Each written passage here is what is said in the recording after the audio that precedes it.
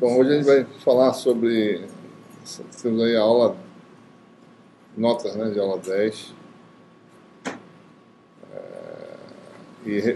especificamente, tópico importante que é reflexão e refração. A gente vai realmente formular isso bem, de forma bem precisa, né? Inclusive incluindo, né, a questão de meios absorvedores, né, confinamento de interfaces, modos de plano de superfície que aparecem, certo? Então, essencialmente, principalmente em ótica, né, os feixes de laser das séries ocupam uma região da ordem de 1 milímetro, né? Digamos, vocês sabem disso. Você vem no laboratório direto, né, laser de gás tem 1 a 3 milímetros de diâmetro, né? E o meio de onda é o quê? É da ordem de fração de micron, né, 1 micron, certo? Ou seja, 1000 vezes menor, né? Então, a extensão da onda é muito grande em relação ao meio de onda, certo? Então, praticamente, os feixes de luz se comportam como ondas planas. É claro que tem um perfil aí de distribuição de intensidade, mas, essencialmente, a aproximação de ondas planas é razoavelmente suficiente para explicar a reflexão, refração e interface, né? Então, a nossa hipótese que a gente vai desenvolver aqui é a primeira aproximação. E é claro que, como a gente pode decompor qualquer coisa em ondas planas, né? Se a nossa distribuição espacial não for uma onda plana, a gente distribui em ondas planas e obtém o efeito global da reflectância dessa distribuição de várias ondas planas, sabendo calcular a reflectância de cada onda plana, ou a transmitância de cada onda plana, certo?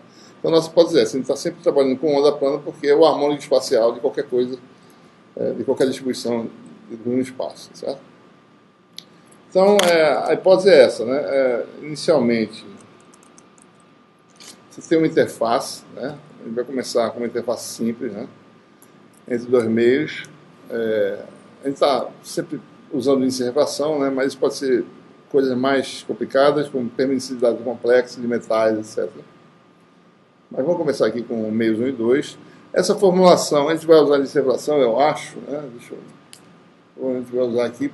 Depois a gente pode generalizar isso para qualquer tipo de material, tá certo? A gente vai ver. Vamos começar com a situação de meios transparentes, 1 e 2. Então, você tem uma onda incidente, né, certo, com um vetor de onda, né, que define a direção dessa onda incidente K. E a gente só com essa onda não é capaz de resolver as condições de contorno dos campos. É necessário ter uma onda refletida e uma transmitida, certo? Só com uma refletida e sem nada no meio 2 não é possível também, certo? Resolver o problema das condições de contorno, né? Só com uma transmitida é possível numa condição bem específica, mas fora dessa condição não é possível. Então, você sempre precisa, ou seja, quando você chega aqui com uma onda plana, né? Deixa eu desenhar aqui. Isso aqui está protegido, né? Tá. Não posso escrever. Deixa eu pegar outra cópia aqui.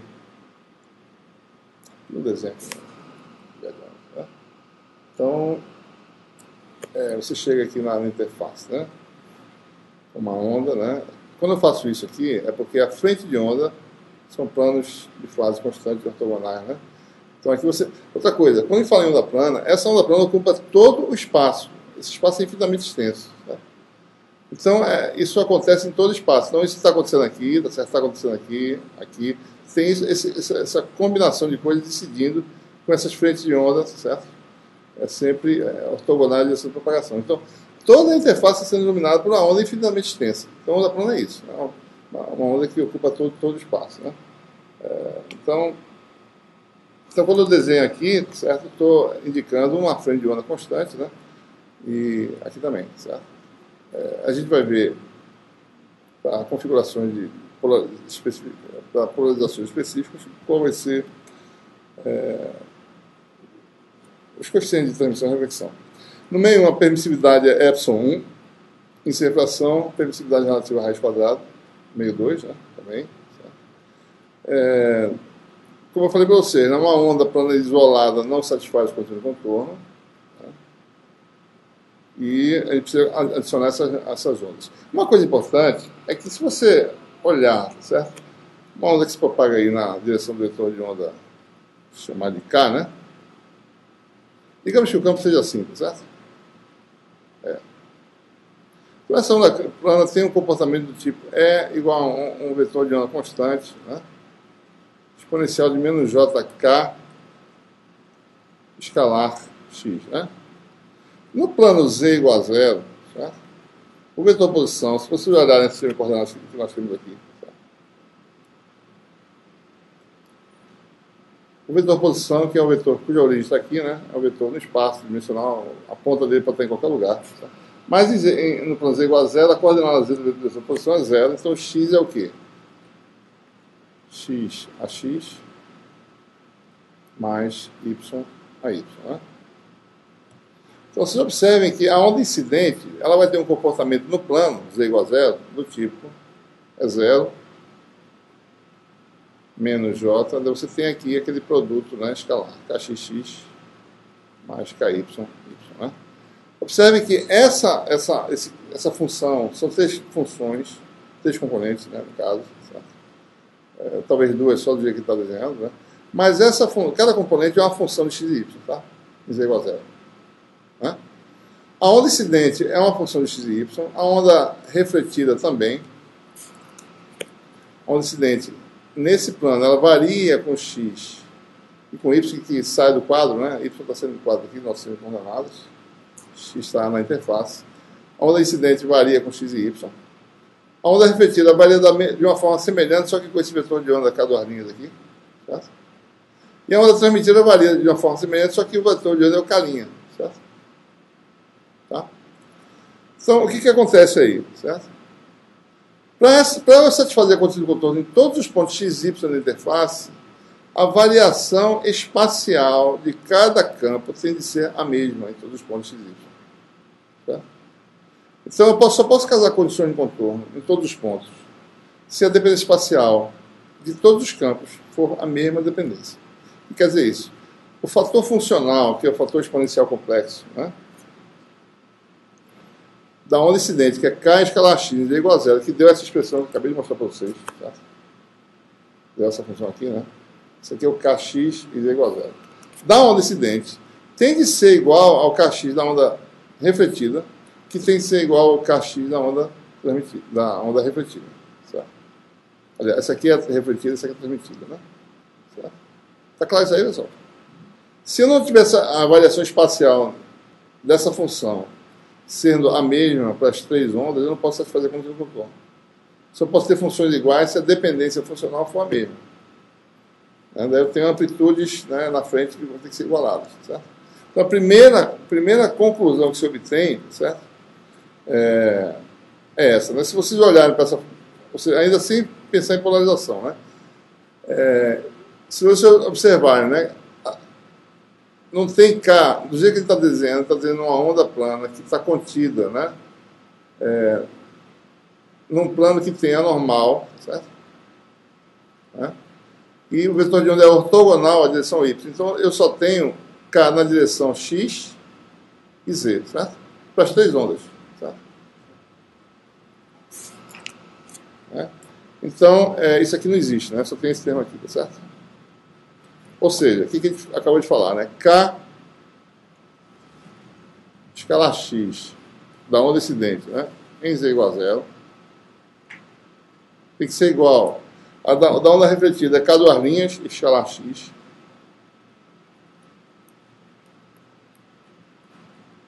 em z igual a zero, que tem que ser igual a da onda transmitida. A onda transmitida chamamos de K', certo? Vetor de onda.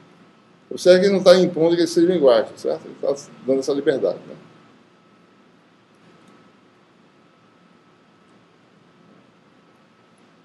Observe, né? Se eu fosse mais rigoroso ainda, eu faria isso. Ó. Aqui daria...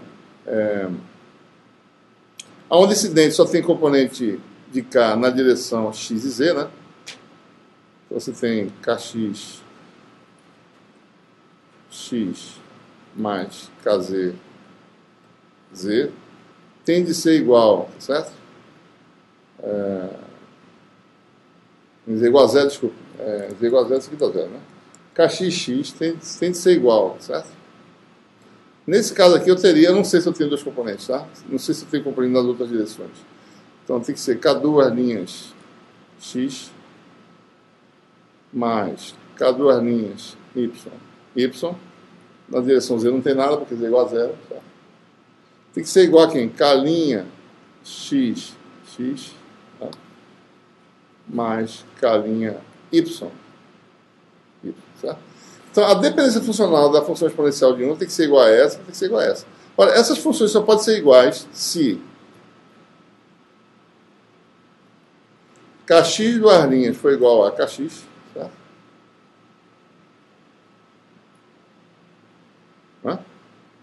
Ky duas linhas igual a zero, porque isso aqui não depende de x. Então, isso aqui é imposto, né? Eu venho com a onda desse jeito, certo? Então, eu não posso ter Ky duas linhas. Ky duas linhas é zero, certo? Da mesma forma, né? Isso aqui tem que ser zero, porque eu não tenho variação com y. Então, Ky' também tem que ser zero. O que mais? Kx duas linhas igual a Kx, que é igual a quem? Kx'. Certo? Então, essa é a conclusão. Os vetores de onda da onda refletida e transmitida não tem componente também na direção y, se a onda incidente não tem. Certo? Como a onda incidente não tem componente na direção que sai do plano dessa figura, esse K refletido também não tem, e esse aqui também não. Isso é consequência da condição do contorno, certo? Porque, em princípio, pode deixar da liberdade de eu ter componente y desses vetores, certo? Mas quem põe? A condição do contorno é que diz que não posso ter, senão não consigo casar. Por outro lado, se eu tivesse uma interface não planar, aí já mudou totalmente a história, certo? Está acontecendo desse jeito, já está desenhado. Mas eu quando fiz a conta, eu não impus isso, não. Eu abri, tá? Porque eu estou impondo, dado isso aqui, o resto tem que ser no mesmo plano. Primeira conclusão, certo? Todos os vetores estão no mesmo plano, né? Isso é uma coisa importante. Então, só falando para vocês, se isso aqui fosse curva rugosa, aí quebrou totalmente a conservação, digamos assim, de momentos, né? Você vai ter agora espalhamento para todos os lados, certo? Ora, quem é, né? Vou fazer um desenho aqui. Está uma onda incidente. Ela entra segundo o ângulo θ, né? Sai segundo o ângulo θ', quem não sabe se é o mesmo, certo? E sai para transmitida no ângulo. Aliás, eu estou usando duas linhas aqui, tá? Linha é o que é transmitido. θ' ali, né? Então, o Kx, que é componente nessa direção x, é o K dessa onda, o índice de refração é N1, então é N1K0, né? Projeção nessa direção, que é seno de θ, certo?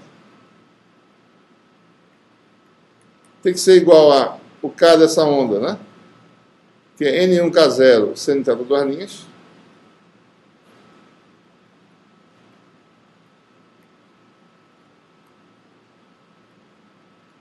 certo? E essa aqui é N2K0, o número de onda, né? E a projeção na direção x é N2K0 com seno de θ linha, né? Vou botar aqui embaixo, que é igual, né? N2K0 seno de θ linha, né? Que é a transmitida, a linha transmitida, né? A gente tem a lei de reflexão e refração e a lei de Snell. Consequência, condições do contorno. Tá? A lei de Snell foi obtida de forma antes da teoria da magnética, né? Bem antes, certo? Usando Fermat, né? Aqueles princípios lá de minimização, né? Do comprimento óptico, certo? Mas é uma a teoria da magnética de Maxwell, né? Permite obter essa luz, certo? Primeira, a igualdade dessas duas equações permite mostrar que θ é igual a duas linhas, né? Ângulo de incidência igual a ângulo de reflexão. E essa com essa dá a lei de Snell, certo? Melhor escrever assim, seno de θ' sobre seno de θ, né? Ou, se você quiser, né? N2, aliás, N1 seno de θ igual a N2 seno de θ linha. Né? Então, só observando aqui rápido, né? Deixa eu pensar assim. Seno de θ' sobre seno de θ, né? Igual a N1 sobre N2, né? Essa é uma relação importante, certo? Uma onda que venha... isso aqui é a relação entre os ângulos, aproximadamente, né? De um meio de refração maior né? Ou se você quiser, de um meio de observação menor para um maior, arvido, certo? Né? Arvido. Isso aqui é menor que 1, certo? Então, o ângulo de refração é menor que o ângulo de incidência. Né? Aqui, certo? Então, aqui 1 em m, né? Então, a onda se aproxima da normal, certo? Por um fator n, mais ou menos, né? Você vem aqui com a onda na direção normal, certo? Ela se aproxima, né? E vice-versa. Se ela vem se ela vem assim, né? Ela faz isso, né? Reciprocidade, certo? E vice-versa. Se você mudar a direção, fica exatamente assim. Certo? Então, essas considerações iniciais aí.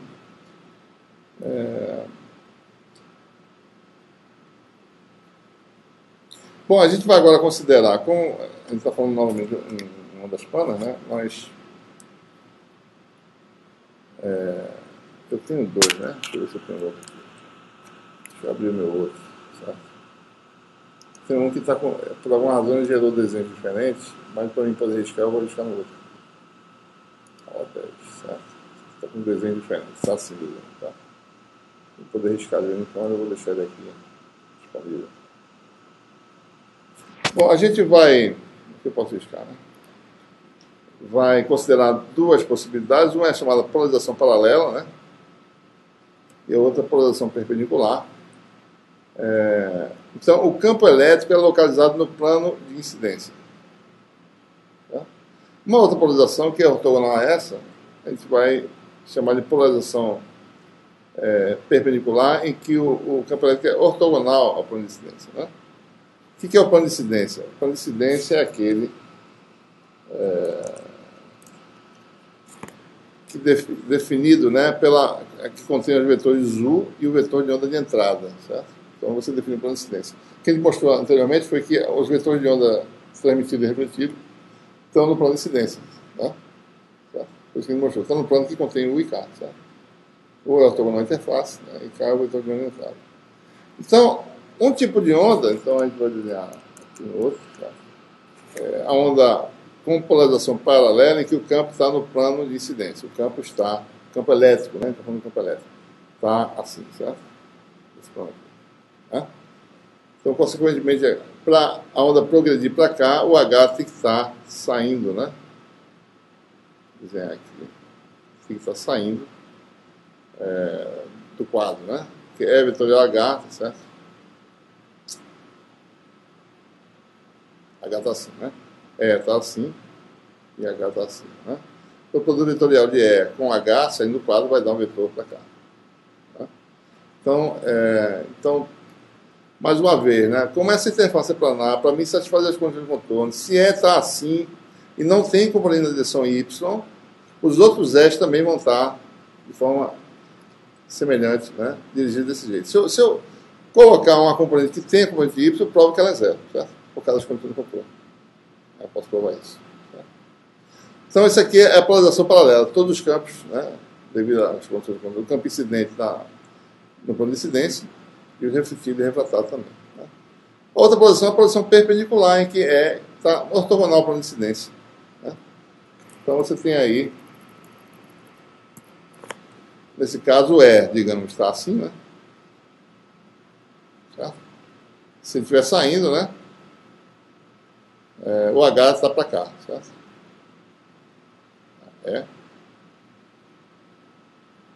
H. Daí o vetor de ponte está para cá, né? E da mesma forma, você vai ter... Ou seja, vai ser sempre transição à interface, no caso aqui. Não vai ter outras componentes, porque não posso satisfazer as condições de contorno, né? Certo? Então, essas são...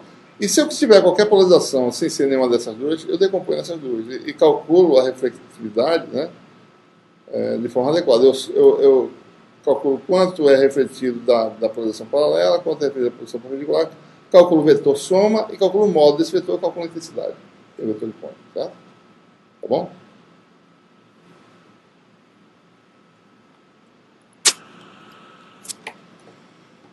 Bom, daí nós temos aí as relações importantes que a gente precisa usar, né?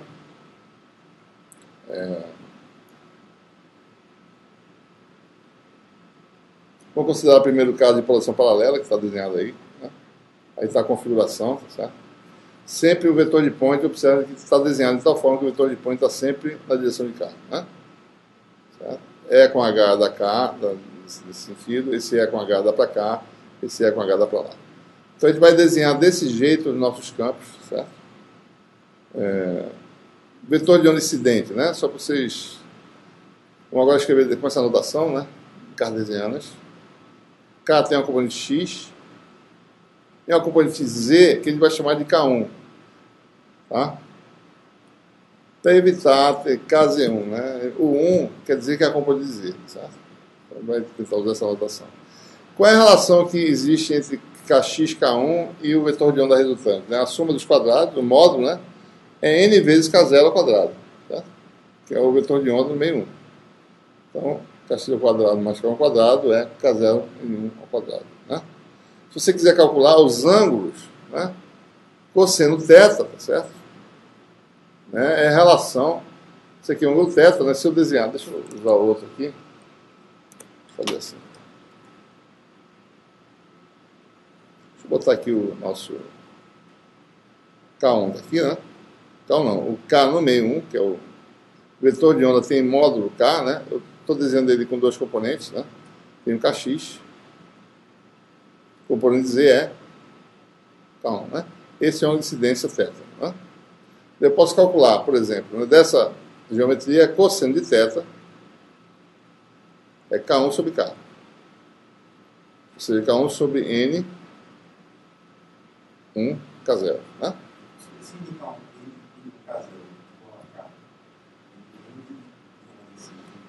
O vetor de onda de uma onda plana no meio de incertação N tem módulo N, tem módulo NK0, onde K0 é 2π sobre lambda no vácuo. Se fosse no vácuo era K0. Quando entra no meio de incertação N, multiplica por N, certo? Cada 2π sobre lambda do vácuo. A fonte emite em lambda, então é esse lambda que está falando. Não é o lambda dentro do meio não que muda, tal. Não é isso. Certo? Da mesma forma, né, você tem essas relações. Seno de θ, né? Se vocês olharem aí, é o que, né? É Kx sobre K. Kx sobre o vetor N1 K0, né? Certo? E da mesma forma você tem relações semelhantes, né? Para a onda refletida, tá certo? Esse ângulo não precisa porque é o mesmo ângulo. Para a onda transmitida, você tem algo semelhante, né? O cosseno de θ', que é a transmitida, vai ser quem? Vai ser o K, componente Z do K no meio 2, que a gente chama de K2, certo? Sobre o vetor resultante no meio 2, que é N2K0, né? E da mesma forma, seno de θ', vai ser o Kx, que é o mesmo, certo? Observe, todos têm o mesmo Kx. Porque ele tem que casar contínuo contorno, por isso que deu lei de Snell, certo? Kx é o mesmo. Né? Sobre N2K0, né? Uma consequência disso, deixa eu só não perder a oportunidade disso aqui, isso é uma coisa importante para ele sempre entender. Se você tem um conjunto de interfaces paralelas, certo? Né? Se você entra com a onda num ângulo aqui, certo?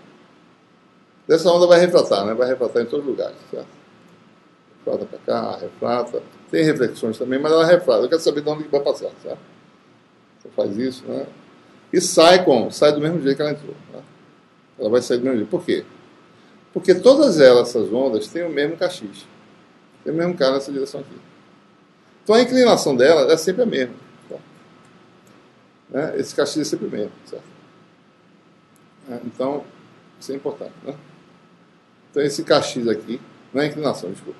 Elas têm sempre o mesmo Kx. Então a última, que está no mesmo meio de entrada da primeira, isso aqui é vácuo de novo, aqui foi vácuo, certo?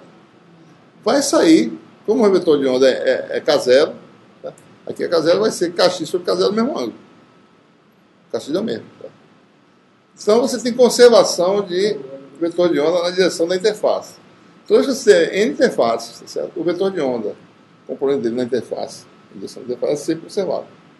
Então a conservação existe, a conservação de momento, nessas condições para a luz, né, para a onda eletromagnética. Todas as ondas que estiverem existindo aqui, refletidas, transmitidas, etc., todas têm o mesmo kx. A conservação do vetor de onda componente nessa direção. Tá? Isso é uma questão importante a lembrar disso. Tá? Tem várias consequências, certo? Entendendo isso bem, vai poder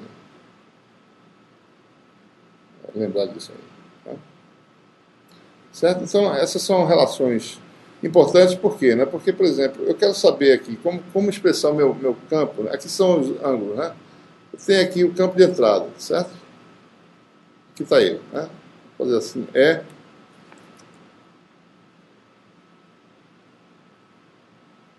nosso campo de entrada a gente chama de E, né? Então eu quero decompor ele na direção X, tá certo? E Y, né? Dizer elétrico. Então, do jeito que está desenhado aí, como é que ele é, né? Lembrando, isso aqui é o θ, né? Certo? Eu tenho aqui direção Z, direção X, né? Esse ângulo é igual a esse, né? Esse aqui é π sobre 2 menos θ, né?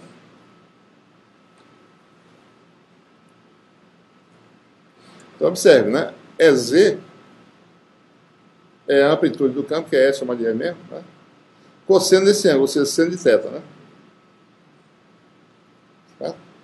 É X, é menos E, né?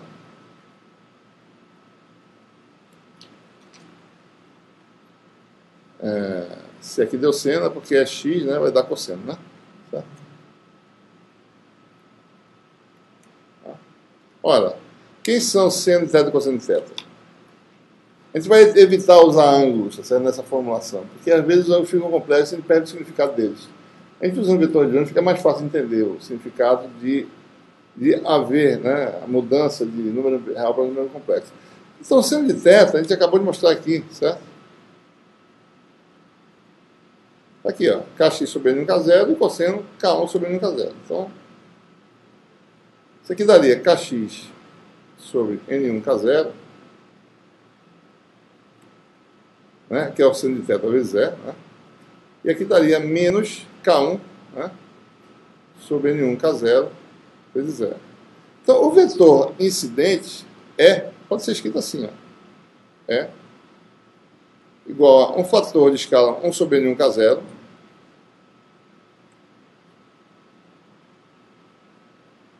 certo?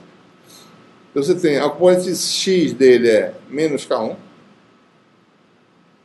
a componente y dele é 0, a componente z dele é quem? Kx sobre N1K0, está aqui fora da Kx, tá? E aqui você tem o campo completo seria exponencial de menos jk escalar x em qualquer lugar do espaço. Então essa é a forma de expressar a onda plana, o campo E da onda plana incidente. Observe que não tem nenhum ângulo aparecendo aqui, certo? Tem coisas que a gente sabe o que quer dizer, né? Ângulo a gente tem também, mas ângulo quando fica complexo, a gente perde a compreensão. Tem algumas... Não é fácil de visualizar direito. Aqui não, aqui vai ser vetor de onda. Se ele ficar complexo, você não vai entender o significado. Tá? Oi?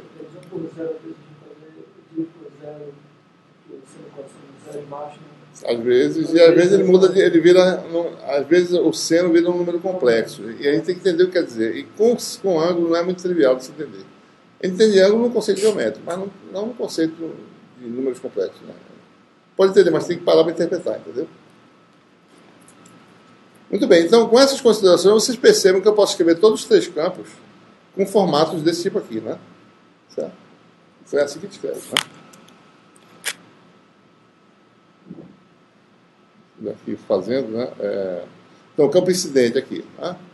Esse aqui eu não posso escrever, deixa eu passar por...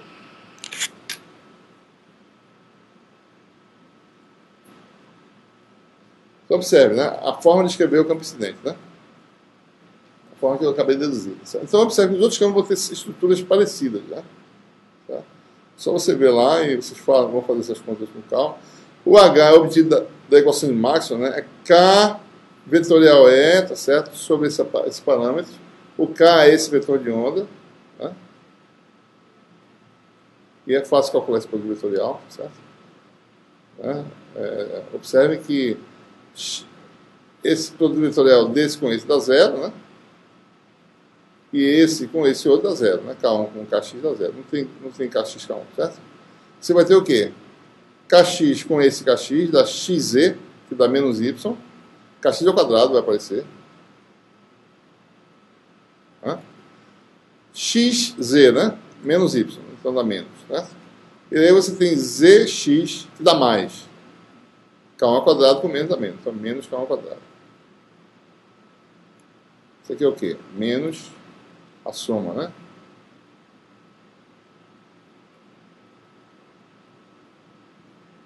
O que é isso aqui?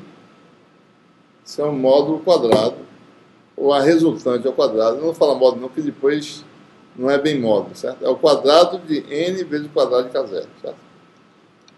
É porque a gente tem que tomar cuidado, porque n pode ser complexo em alguns casos, então não vou falar em módulo, certo? Então isso aqui vai dar n1 ao quadrado, K0 ao quadrado. Né? Então observe, né? Daí fica esse no numerador, daí vai... Tem um N1K0 aqui embaixo, né? Daí por isso que aparece N1K0 em cima. Só para vocês perceberem algumas... Observe, o campo H está totalmente na direção Y, como deveria ser. Né? O vetor de ponto, se vocês calcularem E vetor de H conjugado, vai dar na direção do carro. Certo? Então aí vocês têm as outras equações que são semelhantes, é só fazer a correspondência, só que a gente vai escrever dessa forma, né? A amplitude do campo transmitido, refletido, é RP vezes a amplitude do campo incidente. Esse P é de polarização P. Polarização P é a polarização no plano de incidência. Né? Vem de uma palavra alemã, que eu no momento esqueci o nome. Sabe? Mas a amplitude complexa, que pode ser complexa, né? RP vezes a zero, e aparece o mesmo comportamento aqui. Observem aqui que tem uma mudança na direção X do campo elétrico. Menos K, mais K. Na direção X, né, do vetor campo elétrico. Né, e na direção Z permaneceu o mesmo sinal, certo? Né? E se vocês virem a geometria, né, um está para lá, um está apontando, uma componente X está para o lado de cá, né, e a do refletido está para o lado de cá. Tá certo.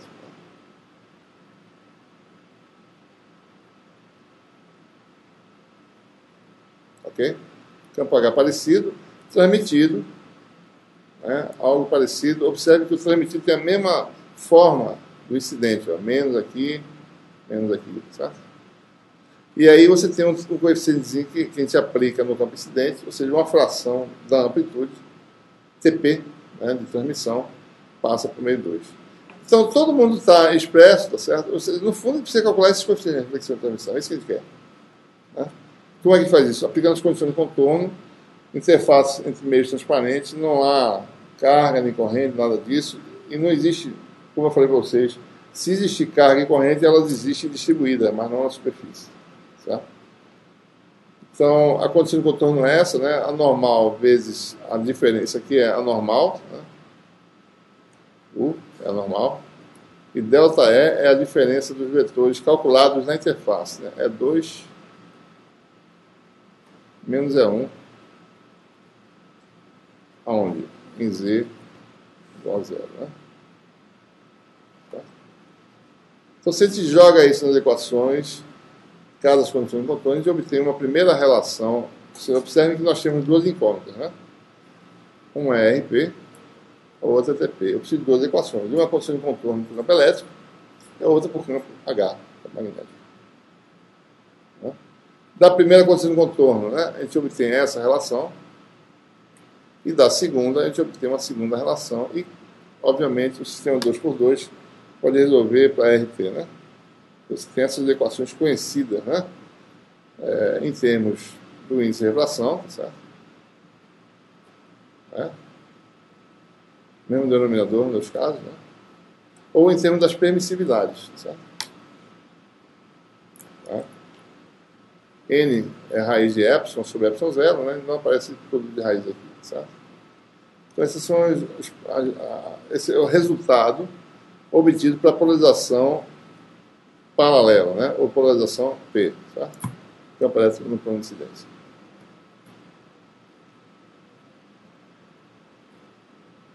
Se você fizer a mesma coisa para o caso de polarização perpendicular, né? Essa geometria aí, Campo E, no caso, aí a gente está desenhando ele entrando no quadro, como vocês estão vendo aqui, tá certo? Então, E vetor de H dá para cá, né, e assim por diante. Aqui a condição o campo já é tangencial à interface, em dois casos, certo? Fica mais direto calcular. Se escreve agora, E só tem uma componente Y, no caso, né? A gente vai definir os coeficientes de reflexão para a polarização S, né, e de transmissão. Tá? Você tem aí campo incidente, agora dessa forma, não tem mais aqueles componentes de cá no meio, né? Eu tenho um componente. E aqui aparece, na realidade, quem vai ficar parecido com o campo elétrico é o campo H. Tá? Você observa que há uma semelhança aí. Tá? Você tem aí, usando a mesma coisa, certo?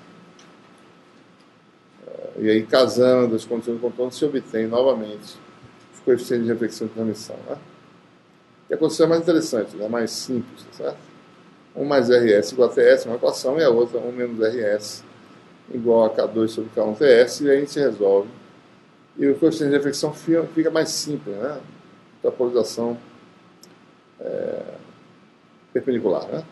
Diferença dos caixas sobre a soma, componentes Z, né? Isso aqui é componente Z dos caixas, certo? E aqui é a soma dos componentes, embaixo, do numerador, né?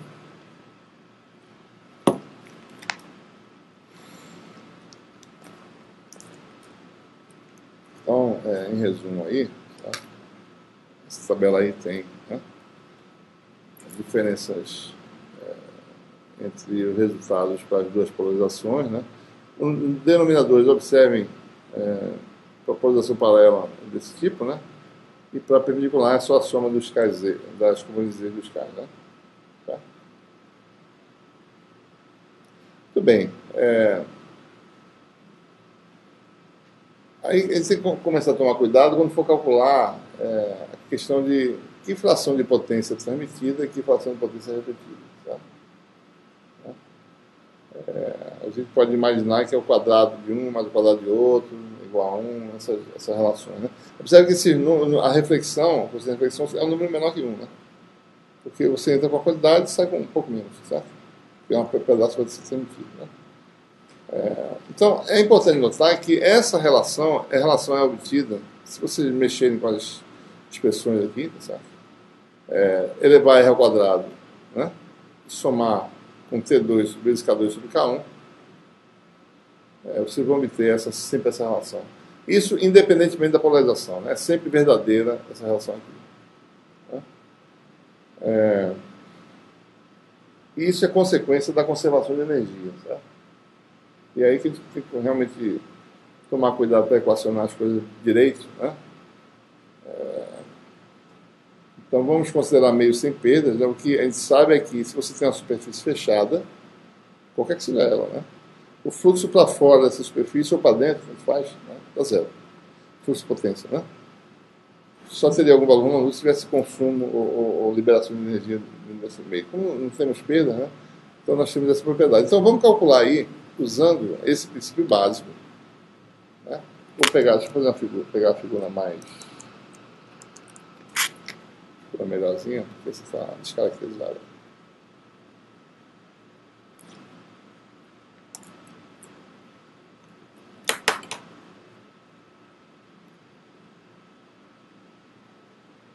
Aqui está, certo? Deixa eu aumentar também um pouco aqui.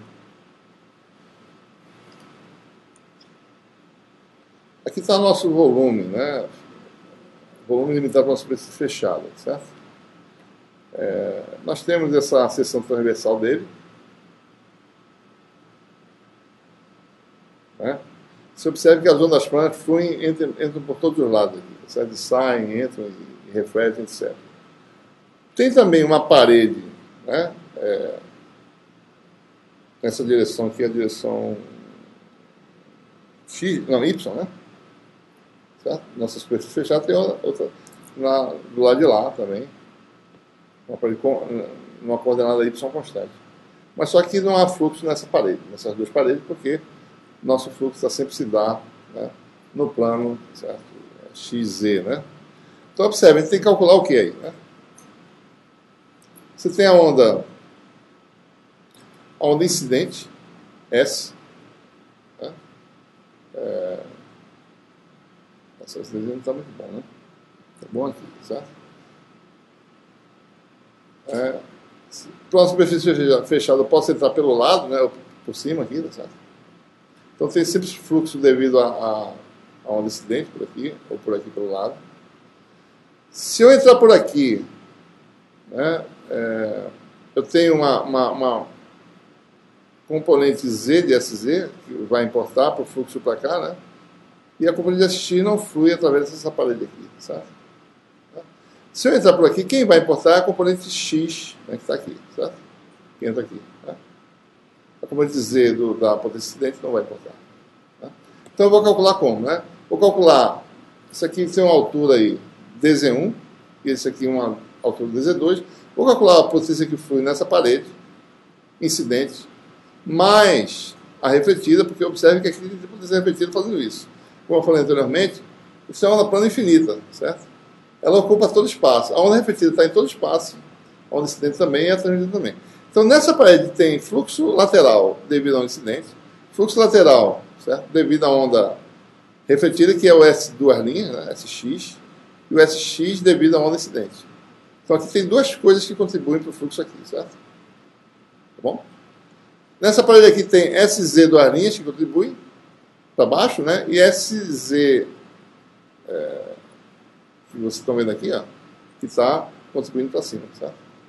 Mesma coisa na parede de cima. Na parede de cima só tem agora a onda transmitida. Então, nessa parede, só vai contribuir SZ linha, nessa parede aqui, SX linha, certo?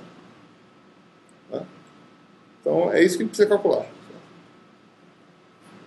Então, essencialmente, se vocês olharem aí,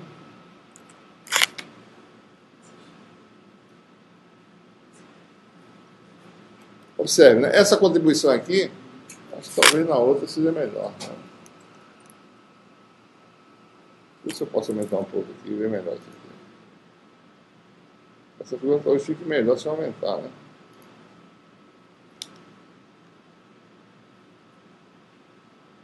Ela fica parecida, começa a ficar parecida, né? Oi. Esse X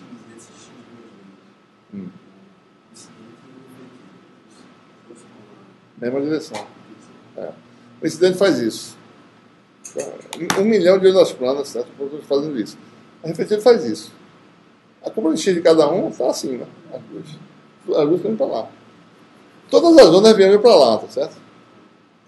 Que elas ficam casando com os contornos juntas, certo? Todas elas. Né? Incidente repetido e transmitido.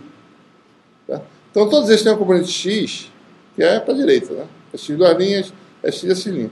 Então observe, né? Eu tenho a componente é X duas linhas vezes essa altura, delta Z1, vezes essa profundidade aqui, delta Y, digamos, certo? Mais a XX vezes a mesma coisa, mais a X' vezes delta Z2, vezes essa, vezes essa a área, né? Então você soma isso tudinho, você vai ter algo assim, né? Deixa eu ficar com esses dois aqui, pronto, aqui, ó. A contribuição da área lateral à esquerda, certo? Vai dar, é tudo parte real, hein, pessoal? SX mais SX duas linhas vezes o elemento de área, que é isso aqui, certo? Na parte de cima, SX linha, elemento de área, que é isso aqui. Certo? Aí é o que sai do outro lado lá, tá? Certo? Do outro lado. Sai isso aqui, né? Então, menos isso, certo? Menos a mesma quantidade, essencialmente, né? Menos, né?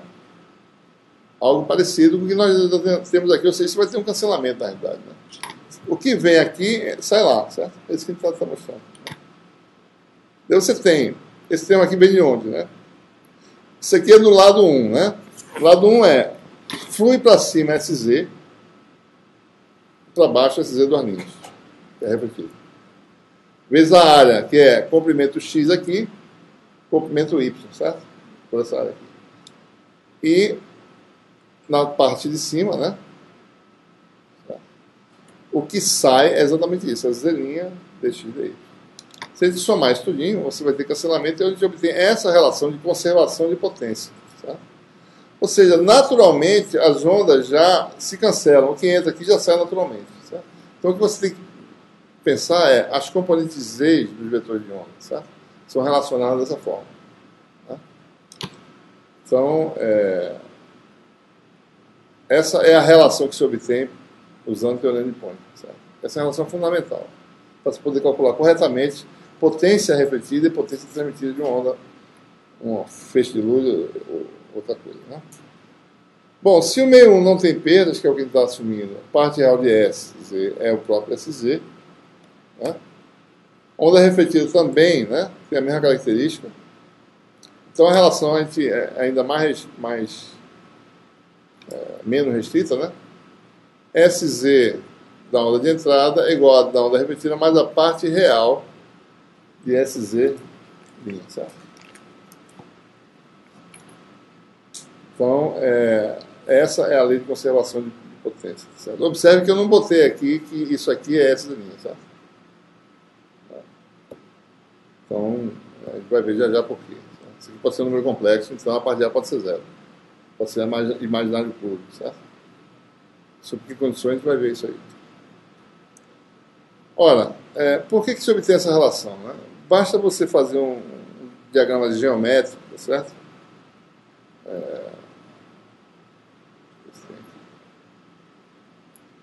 Isso é a conservação da potência total mesmo, certo? Olha essa figura aqui, né? Se você tem um feixe de verdade, um feixe real, certo? Suponha que esse feixe seja um feixe de intensidade constante, de repente cai para zero, é um pulso, né? Um pulso espacial, certo? Então a potência que flui nessa seção transversal, excluindo essa dimensão aqui, porque não precisa, certo? Nada varia com isso aqui, vai ser o vetor de ponto de entrada vezes delta L, delta Y, né? Vezes essa área aqui, certo? Potência refletida vai ser S duas linhas vezes delta L desse tamanho aqui. Olha, se esse tamanho aqui é delta L, o refletido por causa da geometria vai ser o mesmo. Tá? E o transmitido ele vai ter uma área, um comprimento diferente de delta L linha. Certo? A potência que flui na entrada, certo? Vai ser S delta L. Olha, meu filho.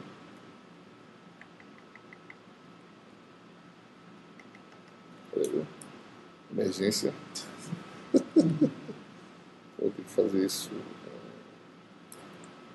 Eu tenho que uma pilha normal, né? E eu tenho a sensação que eu tenho ali. Eu estava dando sinais.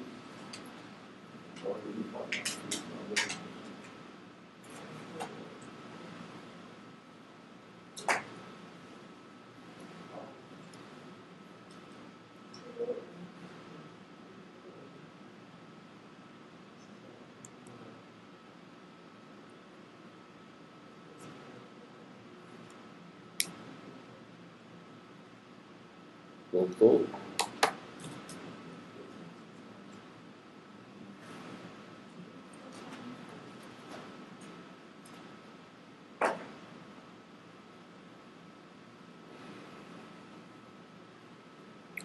Certo, pessoal? Então você tem aí, vamos fazer um desenho agora que eu posso usar esse negócio à vontade. Você tem aqui a onda, deixa eu fazer assim, certo? Estou iluminando essa região aqui, né? De largura, segunda figura que eu tenho aqui, delta W, né? Essa largura aqui é delta W, certo? A potência que flui, certo? Se isso aqui é delta L, né? Potência incidente, digamos assim, é igual a S, né? Vezes delta L, certo?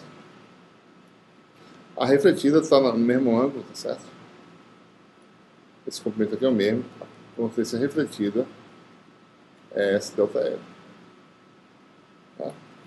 E a transmitida vai ser refratada aqui e vai ocupar um comprimento aqui um pouco diferente, certo? Delta L linha, né? A potência transmitida vai ser S linha, no caso. Isso aqui vai ser, desculpa, isso aqui é S duas linhas delta L, né? Isso aqui vai ser um S linha vezes essa área delta L delta Y, né? Não precisa botar o delta Y, vai ser S linha delta L, né?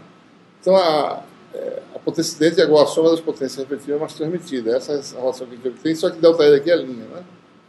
A relação que a gente obtém é o quê? S delta L igual a S duas linhas. Vamos admitir que a potência seja real, tá? Aquela questão de parte de eu vou esquecer por enquanto, então retorno. Mais S', delta L', né? Certo? A questão é quem é delta L', né? Então aqui está. Deixa eu ver aqui onde é que está um ângulo aqui. Aqui está um ângulo. Certo? Θ', né? Esse ângulo é igual a esse, né? Então, delta W, que é isso aqui, cosseno de θ', né?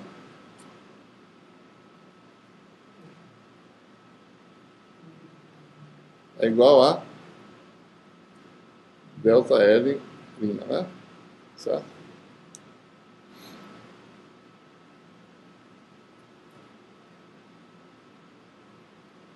Certo?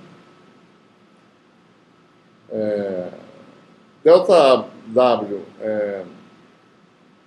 da mesma forma, deixa eu achar aqui o nosso ângulo. Falta aqui. Isso aqui é θ, né?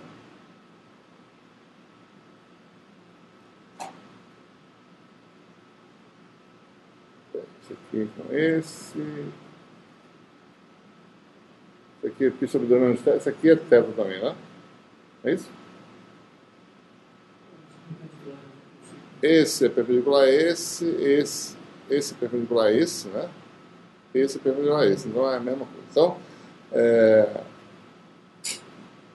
Então nós temos aí delta W cosseno de θ igual a delta L, né?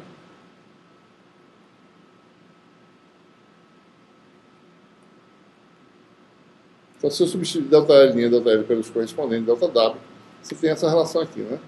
S delta L. Todos têm delta W agora, tá certo? Eu posso tirar o delta W daqui, então aqui S cosseno θ. Então S duas linhas cosseno θ, né? Mais S' cosseno θ'. Certo? Ora, S cosseno θ quem é, né? Vou fazer assim, certo? S é esse vetor, é a componente, isso aqui é o vetor de onda S, né? O componente aqui é SX, isso aqui é θ, isso aqui é SZ, certo? S cosseno θ é SZ. Né? SZ igual a SZ duas linhas, mais SZ', que no caso eu falei que era parte real. Eu estou admitindo que já é real, então por isso que não está aparecendo aqui, certo? Então essa é a relação, né? O que é conservado não é a densidade de potência, é a potência, certo? Se a gente for assumir que é a potência, que a densidade de potência é conservada, a gente erra. Esse é um erro que é cometido, inclusive, em artigo científico, às vezes. A pessoa se esquece disso, tá? Ela vai conservar a densidade de potência, não é ela que se conserva, porque tem refração. O que está acontecendo aqui é o quê, né? Que a área iluminada, certo? A área iluminada é essa aqui, né? As áreas transversais de cada feixe são diferentes. Iluminam a mesma área. O que é comum é a área iluminada para todas as ondas. Mas a área ocupada pelos feixes incidente, transmitido e repetido são diferentes. Tá? Então essa é a coisa essencial. Tá? Se a potência total é a soma das potências. Né? A densidade de potência não é a soma da densidade de potência. Essa é a conclusão mais importante. Tá? Então ele está mostrando aqui por raciocínio simples, né? Conservação de energia, e usando o teorema de Point, certo? Também a conservação de energia usando o ponto de vista mais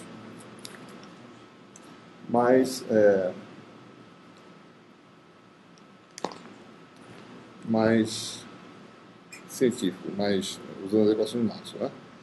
Bom, e aí tem agora o conceito de reflectância e transmitância, né? Baseado nessa questão aí. Tá? Essa conservação da potência, né? Quer dizer conservação da componente Z. Conservação assim, né? Componente Z da potência do campo incidente é igual a componente Z do campo refletido, do vetor de Point, né? Do campo refletido mais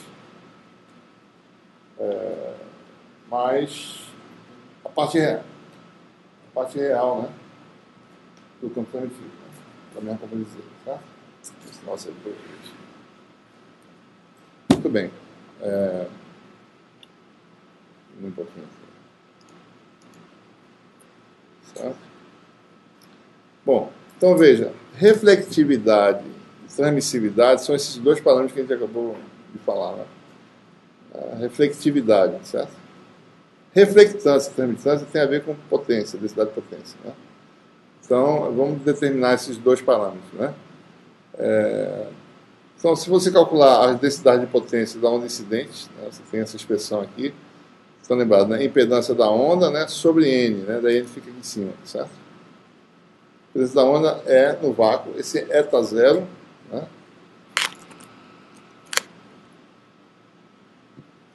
A impedância de onda no vácuo, né?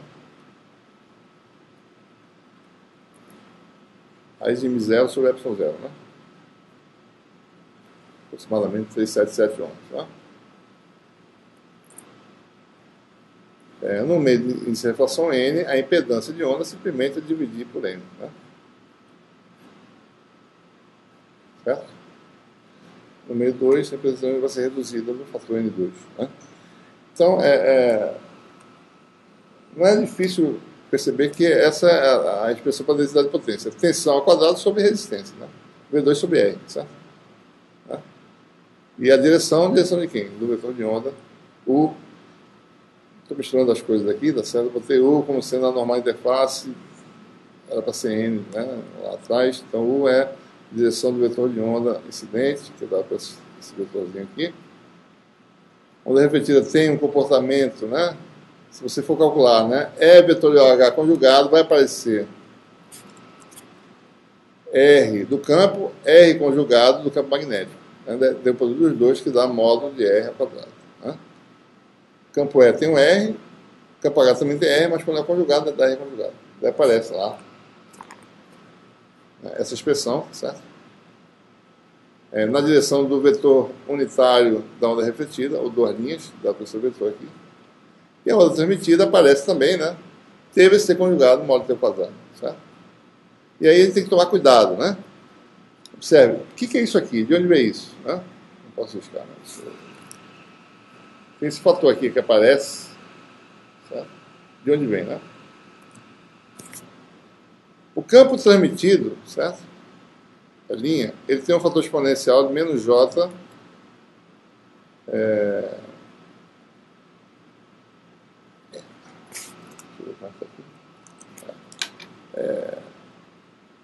Kx x, certo?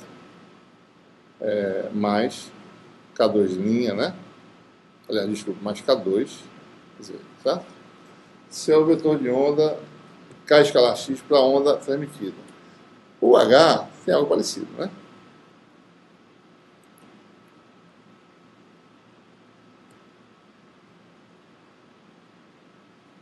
Certo? Daí, se eu fizer H conjugado, o que acontece aqui? Kx é real, certo? Porque a onda incidente tem projeção de direção x real. Certo? K2 eu não sei se é real. Certo? Porque pode ser situações em que, como eu falei para vocês, por exemplo, reflexão interna total, né? Só lembrando, né? K2 ao quadrado é igual a N2 K0 ao quadrado menos Kx ao quadrado. É possível que isso aqui, se você lembrar disso aqui, por sua vez, é N1K0 onda incidente, certo?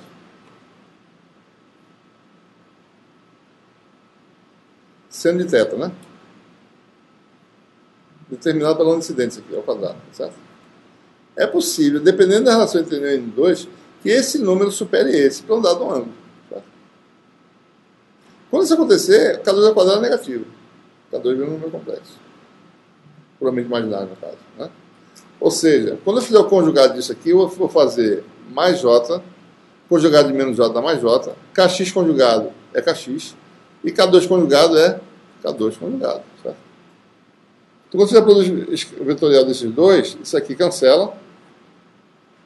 Vai ficar um fator exponencial do tipo exponencial de menos J, K2 menos K2 conjugado. Que eu não posso desprezar isso aí. Se K2 for real, isso aqui não existe, né? Se K2 for imaginário, como pode ocorrer dependendo do ângulo de incidência, então esse número aqui tem que ser mantido, né? É por isso que aparece esse termo aqui. E eu tenho aqui o complexo conjugado de N2, certo? A gente está falando de meios,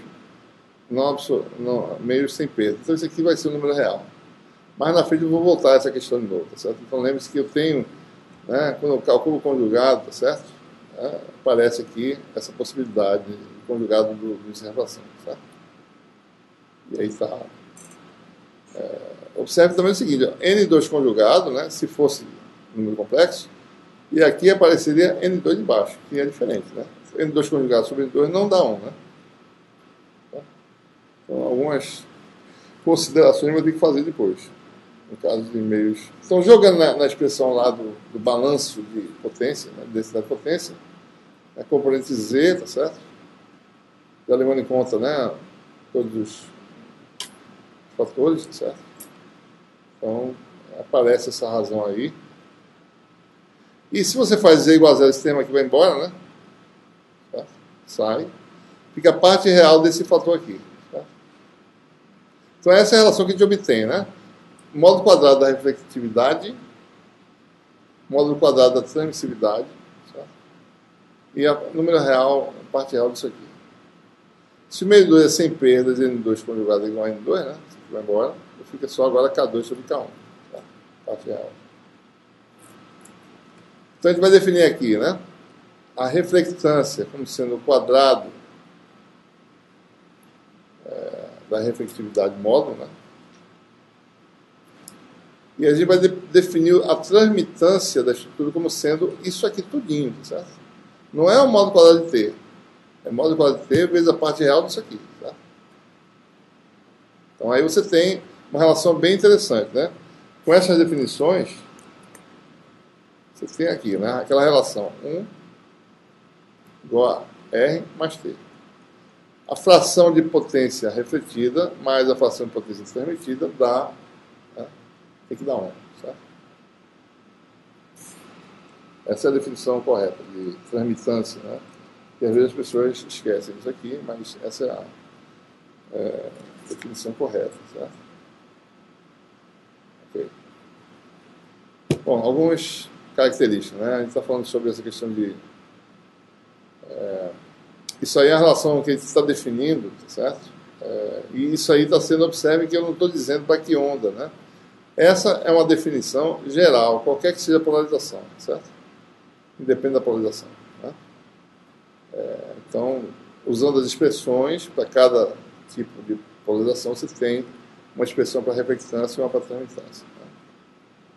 Bom, um efeito que pode ocorrer é o efeito de reflexão interna total, né? Como eu acabei de comentar, certo? Se vocês olharem para essa expressão aqui, vamos voltar para cá, né? Ora, K2, em princípio, depende se o ângulo for muito agudo, uma incidência, né? K2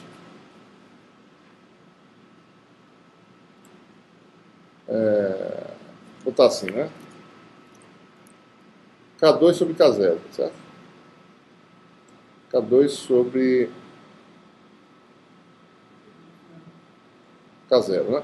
Isso seria quem, né? A componente Z sobre a componente total, né?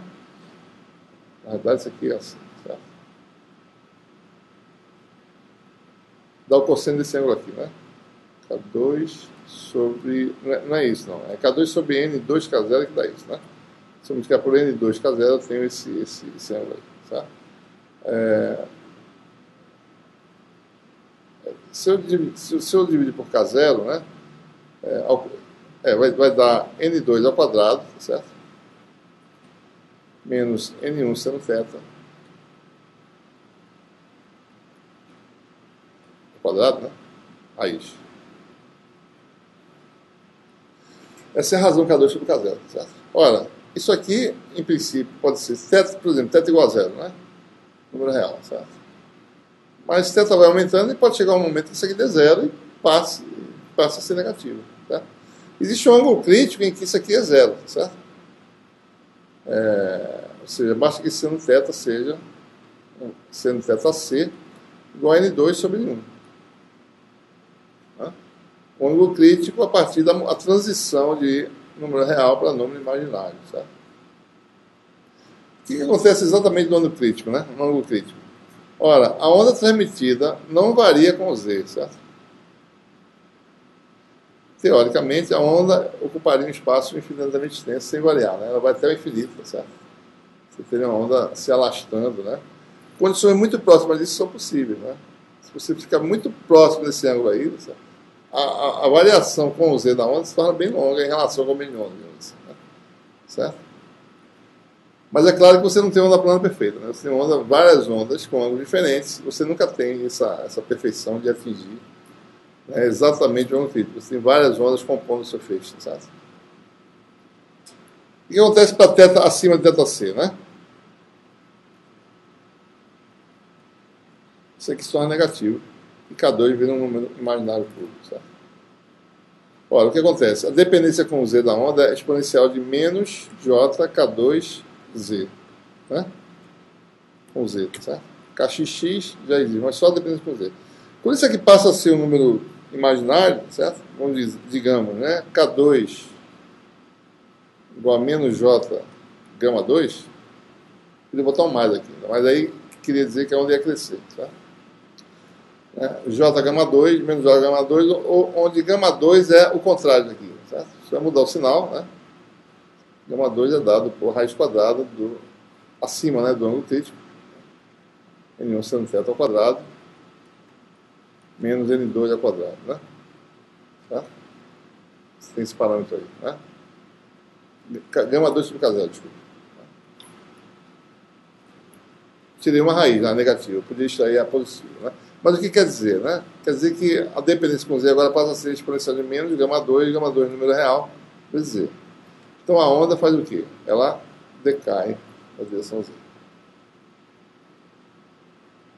Ela varia como onda na direção X, mas decai na direção Z.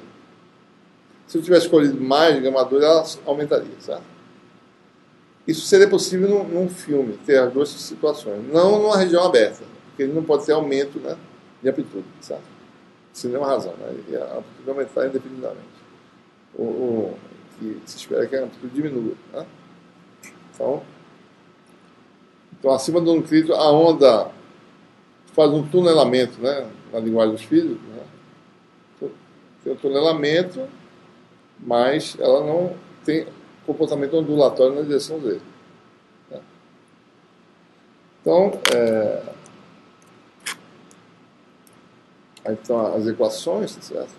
Se você olhar para os coeficientes de reflexão tanto de onda P quanto de onda S, aparece K1 aqui, daí o K2 que é menos J gama, aqui ela menos, né? Menos N1 ao quadrado K2, certo? Vai ficar mais J gama, né? E aqui menos J gama. Esse número tem o mesmo módulo disso aqui. Então, o módulo quadrado disso aqui dá 1, certo? Isso aqui também é complexo conjugado, módulo igual a 1. Então, a reflectância, né, é unitária, certo? Então, quer dizer o quê, né? A transmitância tem que ser zero, certo? De fato, né? O que é a transmitância? Está aqui. A transmitância é módulo ao quadrado de T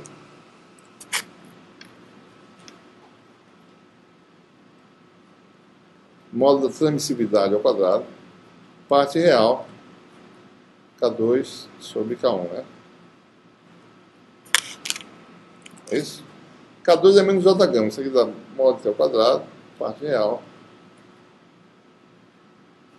menos J gama sobre K, K2, que dá zero. Não tem potência transmitida no meio 2, só tem potência ocupando, só tem energia ocupando espaço, sem transmissão de energia. A energia não é transmitida, né? Se você ver, tá certo? A onda ilumina aqui uma região, tá certo? É refletida aqui, né? E a onda aqui, ela ocupa uma região cada vez menos intensa, certo? E ela ou seja, a onda do lado de cá, ela decai exponencialmente e se propaga para cá, junto com essas ondas que estão vindo aqui, certo? Você tem uma coisa confinada, né, se propagando para lá. Né? Sempre assim, certo? Sempre caindo em amplitude. Então tem energia ocupada numa faixa de uma região de tamanho da ordem, como meio de onda, ou dependendo, né, como eu falei, né, às vezes pode ser muito extenso, se estiver muito próximo do crítico, mas não existe propagação para cá, certo? Só para cá.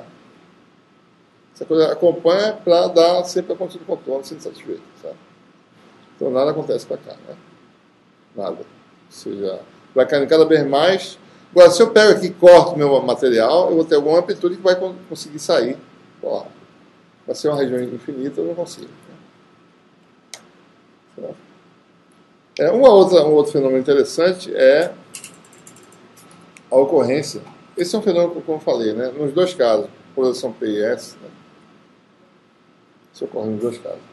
E a outra situação é a onda de Brewster, né? Ou seja, isso só ocorre no caso de polarizações P.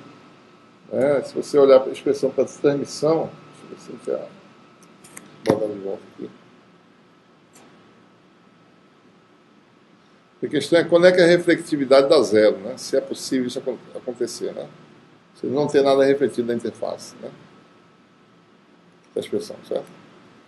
Vamos olhar a refletividade nos dois casos, tá certo? Por exemplo, se você supõe que eu queira ver se é possível ter reflectividade zero, ou seja, reflectância zero também, né? Então, se eu for tentar usar a onda S, que é a polarização no perpendicular para a incidência, eu teria que ter a condição K1 igual a K2, né? RS é K1 menos K2 sobre K1 mais K2, né? E reflectividade nula quer dizer K1 igual a K2.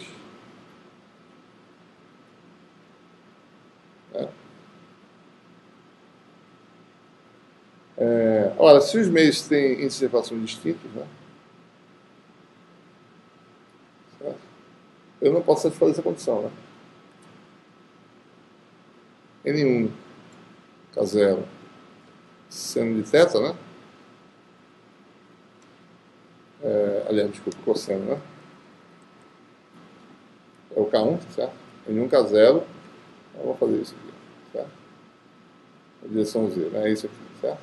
N1 K0, que é o vetor de ângulo M1, projetado na direção Z, dá cosseno de θ, né? Igual a N2 K0, cosseno de θ', né? Certo?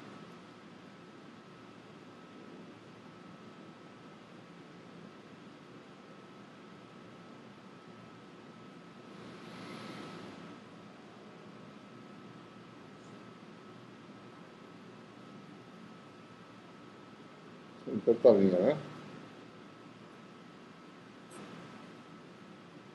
K1, K2, na direção Z, tá certo. Se N1 for igual a N2, se N1 for diferente de N2, tá certo?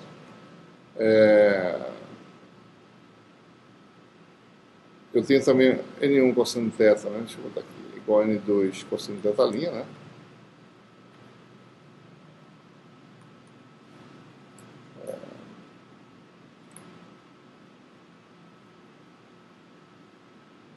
Acho que tem uma forma melhor de mostrar isso.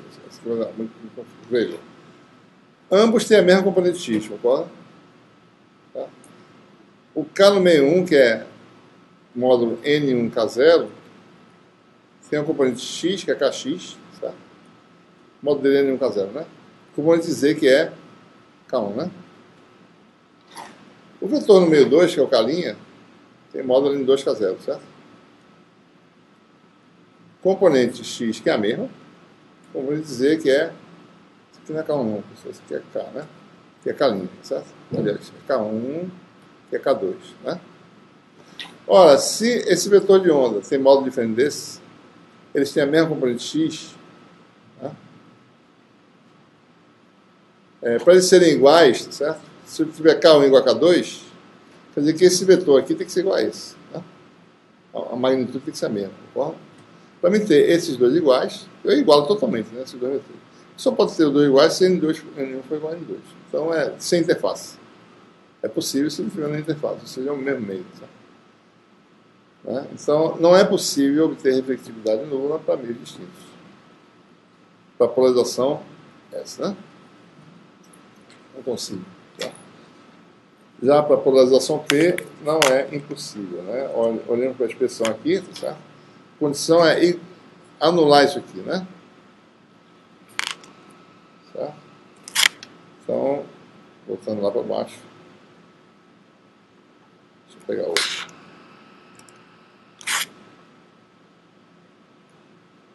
O de Brewster está por aqui por baixo.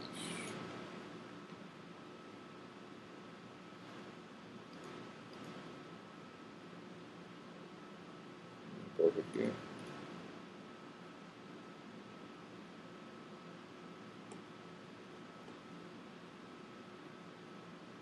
Opa. Aqui. Então, aquela expressão você tem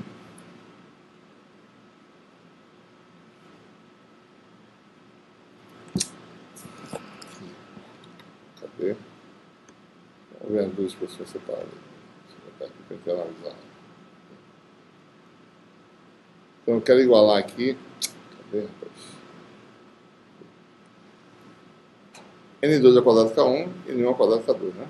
É isso que a gente quer, certo? N2 ao quadrado K1 igual a N1 ao quadrado K2. Como eu falei, certo? Aqui vai dar N2 ao quadrado K1, né? Que é N1K0, né? Cosseno de θ, igual a N1 quadrado, né? N2K0, cosseno de θ linha, né? Certo? Ora, isso aqui a gente vai chamar de um θB, um ângulo que é o ângulo de Brewster, tá certo? Isso vai ocorrer nesse ângulo aí, né? Temos essa relação, certo? Temos a lei de Snell também, né?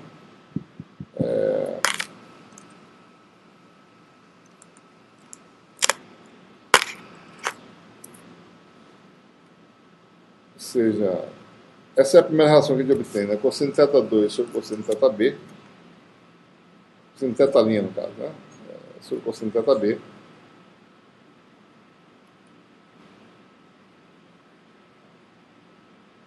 igual a N1 N2 é comum, tá certo? Igual a quem? Igual a N2 sobre N1, né? Certo? Uma segunda relação é essa aqui, né? Seno de θ', né? Sobre seno de θB igual a N1 sobre N2, né? Tá? Dessas duas, vocês vão mostrar, tá certo? Que isso aqui você tem tangente de θB igual a N2 sobre N1. Que é onde Brewster, tá certo? Então, tangente de θB, né, é igual a N2 sobre N1. Então, existe uma possibilidade, né, qualquer que seja, né, N2 é maior que N1, N1 é maior que N2, não importa. N2 é menor que N1, sempre tem um ângulo de Brewster para polarização P, nunca para polarização S. Então, nessa condição, a onda é totalmente transmitida, né, do meio 1 para o meio 2. E o pessoal usa muito isso para fazer janelas cortadas num ângulo específico para você evitar reflexões, né? Um ângulo de Brewster para aquele combo de onda, né? Como isso aqui depende do combo de onda, né? A gente falou isso antes. Então, isso aqui para cada combo de onda tem um determinado valor específico, um dado material, certo? Observe que esse ângulo ele ocorre antes do ângulo de reflexão interna total, né? Seno θC é N2 sobre N1, né? Isso, a solução dessa equação dá um ângulo maior do que essa aqui. Não é muito difícil de ver, certo? Vamos ver as definições aqui, certo? Θ, né? Seno θ é esse segmento aqui sobre esse, né? Certo? Tangente de θ é esse segmento sobre esse. Para o mesmo θ, a tangente é maior do que o seno, certo? Né? Se a tangente é igual ao seno, que é o que a gente está vendo aqui, É porque o ângulo onde isso ocorre, né,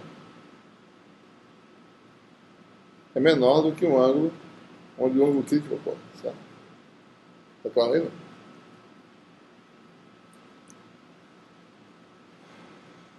Certo?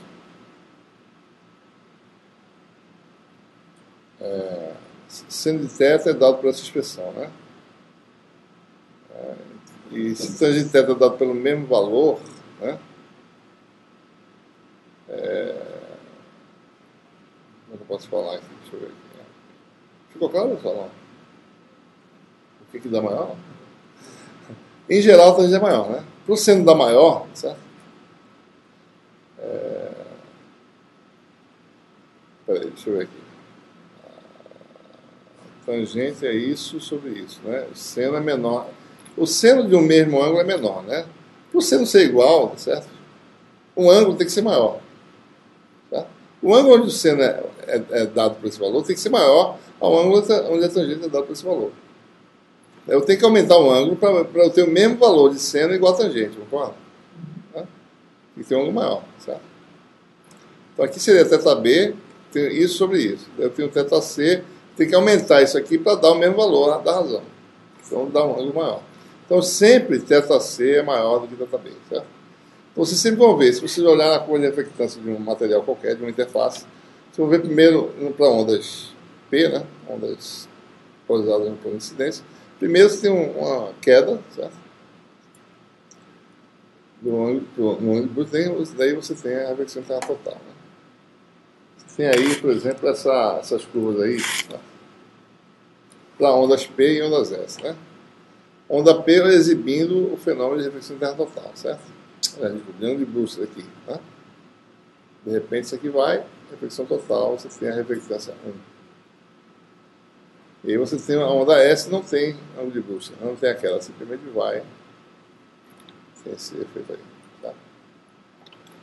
Tá por aí, pessoal? Uma dúvida?